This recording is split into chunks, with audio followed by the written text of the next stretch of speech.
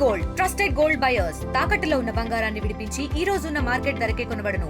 మరిన్ని వివరాలకు సంప్రదించండి 7710 ముఖ్య కారణం ఏంటంటే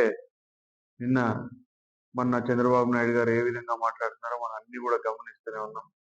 ఆయన 2 రోజుల క్రితం రాష్ట్రంలో నేను ఏదైతే సంక్షేమ పథకాలు చెప్పానో అవి ఏవి కూడా నెరవేర్చే పరిస్థితి లేదు. ముందు సంపద సృష్టించాలా, సంపద సృష్టించడానికి ఈ వచ్చే డబ్బు అంతా కూడా నేను ఖర్చు చేస్తాను, ఏదైనా మిగిలితే తర్వాత సంక్షేమం గురించి ఆలోచన చేస్తాను అని చెప్పి చెప్పడం మనందరం కూడా గమనించాం. అది ఎంత హాస్యాస్పదమో మనందరికీ అర్థమవుతుంది. ఎలక్షన్ల ముందరేమో మీ భవిష్యత్తు నా బాధ్యత అని చెప్పి అందరికీ వాగ్దానాలు ఇచ్చి, ఆ రోజు ప్రెస్ వాళ్ళు అడిగితే కూడా లోకేష్ గారు ప్రతిదానికి ఒక ప్రణాళిక ఉంది, ఆ ప్రణాళిక ప్రకారము దానికి నిధులు సమకూరుస్తాము, ఆ సంక్షేమ పథకాలు అమలు పరుస్తామని చెప్పి చెప్పడం జరిగింది. ఈ రోజేమో అధికారంలోకి వచ్చిన తర్వాత అన్ని లక్షల కోట్లు అప్పు ఉంది, ఇన్ని లక్షల కోట్లు అప్పు ఉంది, మేము ఇది చేయలేము అది చేయలేమని అధికారంలోకి వచ్చి 8 నెలలైనా కానీ ఒక్కటంటే ఒక్క సంక్షేమ పథకాన్ని అమలు చేసిన పాపన పోలేదు. కేవలం ఒక పెన్షన్ ఇచ్చి దాని చుట్టూనే తిరుగుతా ఉన్నాడు. ఇంకెక్కడ కూడా ఏ కార్యక్రమాలు, ఈ రోజు పిల్లలకి అమ్మఒడి ఇప్పటివరకు కూడా రాలే. రెండో సంవత్సరం మొదలవుతుంది, ఇంకొక 3 నెలల్లో పోతే రెండో సంవత్సరం మొదలవుతుంది. రెండో సంవత్సరానికి కూడా ఇంకా అమ్మఒడి రాలే. మహిళలకి 18 ఏళ్ల నుంచి 59 ఏళ్ల వరకు కూడా ప్రతి మహిళకి 1500 రూపాయలు ప్రతి నెల ఇంటికి పంపిస్తా అని చెప్పినాడు. ఆ డబ్బులు లేవు మహిళలకి. ఈ రోజు రైతులకి ఇంత పెద్ద ఎత్తున తుఫాన్లు ఇవి వచ్చి నష్టపోతే వాళ్ళకి పంట నష్ట పరిహారాలు లేవు, వాళ్ళకి క్రాప్ ఇన్సూరెన్స్లు లేవు, మన వరికి మద్దతు ధర లేకపోతే మార్కెట్ యార్డ్లలో ఎంఎస్పి ధరలకి కొనుగోలు కేంద్రాలు ఓపెన్ చేసిన దాఖలాలు లేవు. అంటే ఇంకేం చేస్తున్నాడు ఈ రాష్ట్రానికి ఒక్కసారి ప్రజలు ఆలోచన చేయమని చెప్పి కోరుతా ఉన్నాను. ఈ రోజు అధికారంలోకి రావడానికి కళ్ళబొల్లి హామీలు ఎన్నో చెప్పినాడు, ఒక్కళ్ళని కూడా వదిలిపెట్టలేదు. 2019లో జగన్మోహన్ రెడ్డి వచ్చినప్పటి నుంచి 2023 సంవత్సరం వరకు కూడా జగన్మోహన్ రెడ్డి సంక్షేమం అందిస్తుంటే ఏం చెప్పాడు, ఈ రాష్ట్రం మరో శ్రీలంక అయిపోతుందని చెప్పి ప్రతిరోజు పేపర్లు మీడియా ఎక్కడ పోయినా ఈ రాష్ట్రం మరో శ్రీలంక అయిపోతుందని చెప్పిన వ్యక్తి ఈ రోజు 2023 నుంచి 24 ఎలక్షన్ల వరకు అలివి గాని హామీలు ఇచ్చి 24 ఎన్నికలు అయిపోయి గెలిచిన వెంటనే ఏరు దాటిన తర్వాత తెప్ప తగిలేసినట్టు ప్రజలు ఏమైపోతే నాకేంటి అని ఒక్క సంక్షేమ పథకం అంటే ఒక్క సంక్షేమ పథకాన్ని ఎక్కడ కూడా నెరవేర్చిన పరిస్థితి లేదు. ఈరోజు మీరు చూస్తే సంక్షేమ పథకాలు అటు పక్కన పెడితే అభివృద్ధి సంగతి చూడండి. ఈరోజు అభివృద్ధి అంటే స్వేచ్ఛగా కోళ్ల పందాలు ఆడడం, పేకాటలు ఆడడం, గుండ్లాటలు ఆడడం, డ్యాన్సులు చేయడం ఈరోజు అభివృద్ధిగా ఆయన చూపించుకుంటా ఉన్నాడు.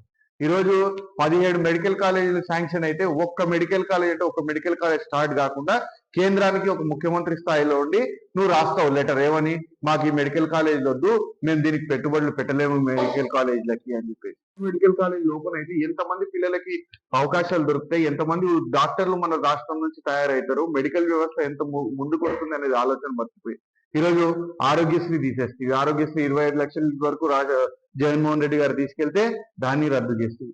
ఈరోజు ఏం చేస్తున్నావు, ఈ రాష్ట్రాన్ని ఏం చేయాలనుకుంటున్నావు అనేది ఒక్కసారి వాళ్ళకైనా క్లారిటీ ఉందో లేదో ఒక్కసారి ఆలోచన చేయాలి. ఈరోజు సూపర్ 6 అమలు చేస్తాడా చేయడా, చేస్తే దానికి డెడ్ లైన్ ఏంటి, ఎప్పటి లోపల ఏ పథకం ఎప్పటి లోపల చేస్తాడని ఖచ్చితంగా చెప్పాలి.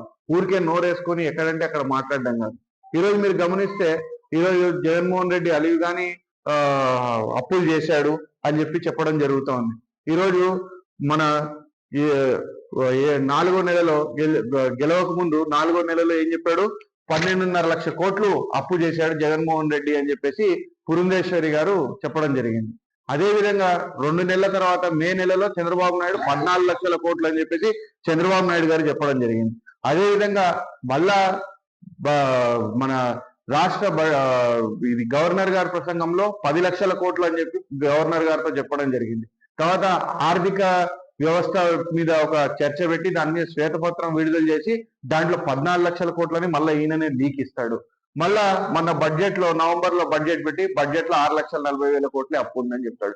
ఏది కరెక్ట్ ఫిగరో కూడా చెప్పడు. ఈ రోజు ప్రజలకి ఏం చేయబోతున్నావు అనేది ఖచ్చితంగా చెప్పాలను. ప్రజలకి ఇన్ని హామీలు ఇచ్చి గద్దెనెక్కావు, నిన్ను ఊరికే నీ అన్నం చూసో నీ ముఖం చూసో ప్రజలు నీకు ఓటేయలేరు.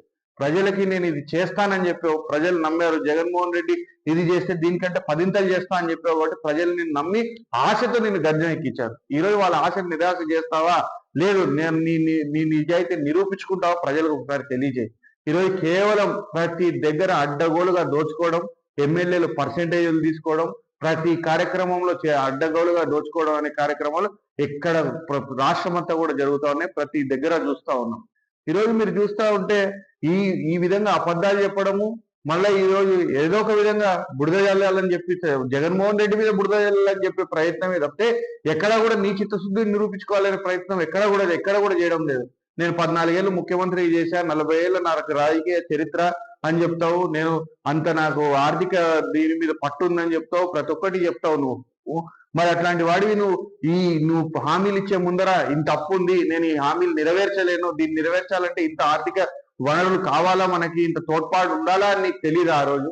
అంటే కేవలం అధికారంలోకి రావడానికి, ప్రజల్ని ఏ విధంగా అయినా మోసం చేయడానికి నువ్వు పూనుకున్నావు. ఈరోజు ప్రజల్ని మోసం చేశావు. ఈరోజు ప్రజలందరినీ కూడా కోరుతా ఉన్నాను, కరోనా లాంటి కష్టకాలంలో కూడా జగన్మోహన్ రెడ్డి పిల్లలు బడికి పోకపోతే కూడా ఆ సంవత్సరం కూడా అమ్మఒడి మీ అకౌంట్లలో వేశాడు. ఈరోజు అటువంటి పరిస్థితులు లేవు. రాష్ట్రాన్ని డెవలప్ చేస్తున్నా అని మరి ఈరోజు పిల్లలకు అమ్మఒడి వేయలేడా? అటువంటి పరిస్థితుల్లో కూడా జగన్మోహన్ రెడ్డి ఏ రోజు ఇచ్చిన మాట తప్పకుండా, లేదు అనే మాట చెప్పకుండా ప్రతి ఒక్కళ్ళకు కూడా న్యాయం చేయడం జరిగింది. ఈ రోజు నువ్వు సంపద సృష్టిస్తున్నావు. ఎవరికి సృష్టిస్తున్నావు? నీ ఎమ్మెల్యేలకి, నీ కార్యకర్తలకి, నీ పార్టీకి సంబంధించిన వాళ్ళకి, నీ మనుషులకి నువ్వు సంపద సృష్టించే కార్యక్రమంలో నీ పార్టీ ఉంది. అది చూసుకో. ముందు ఏ విధంగా సంపద సృష్టించుకున్నారో కూడా చూడు. న్యాయమైన పద్ధతిలో కాదు, అన్యాయమైన పద్ధతులలో ఎక్స్టార్షన్, దోపిడీలు చేస్తా ఉన్నారు. దోపిడీ అని పేరు పెట్టాలంటే లైసెన్స్ తో దోపిడీలు చేస్తా ఉన్నారు. ఈరోజు మీ ఎమ్మెల్యేలు, మీ పార్టీ వాళ్ళు ఈరోజు గ్రామాలలో, ఊర్లలో ఆ పరిస్థితుల్లో ఉన్నారు. మీరు ఒక్కసారి తెలుసుకోండి. ప్రజలు ఇదంతా కూడా గమనిస్తా ఉన్నారు. కానీ ఇంకా కొద్దిగా సమయం ఇద్దామని వేచి ఉన్నారు. ఖచ్చితంగా ప్రజల నుంచి పెద్ద ఎత్తున తిరుగుబాటు వస్తుంది. దీని మీద పెద్ద ఎత్తున మేము ఈ కార్యక్రమం వీళ్ళు ఏవైతే చెప్పి ఈ రోజు మాటలు చెప్పి ప్రజల్ని మోసం చేశారో ఇవన్నీ కూడా ప్రజల్లోకి తీసుకెళ్లి కూలంకషంగా ప్రతి ఇంటికి వెళ్ళి, ఆ రోజు మేము గడప గడపకి ఏ విధంగా అయితే తిరిగి మేము ఏదైతే మేలు చేసామో ప్రతి ఇంటికి చెప్పామో, అదే విధంగా ప్రతి ఇంటికి వెళ్ళి ప్రజల్ని ఏ విధంగా మీరు మోసం చేశారో మళ్ళా తిరిగి వాళ్ళకి చెప్పే ప్రయత్నాన్ని కూడా అతి తొందరలోనే మొదలుపెట్టి ప్రతి ఇంటికి కూడా వెళ్తాము, వెళ్ళి చెప్తాము. ప్రజలతో పాటు కలిసి పోరాడి వాళ్ళకి మీరు ఇచ్చిన హామీలు నెరవేర్చే విధంగా ప్రయత్నం చేస్తాము. లేని పక్షంలో పెద్ద ఎత్తున ప్రజా తిరుగుబాటు వస్తుందని చెప్పేసి తెలియజేసుకుంటాం. మరిన్ని వీడియోస్ కోసం ఛానల్ ని సబ్స్క్రైబ్ చేయండి. లేటెస్ట్ అప్డేట్స్ కోసం వాట్సాప్ ఛానల్ ని ఫాలో అవ్వండి. అండ్ లింక్ డిస్క్రిప్షన్ లో ఉంది.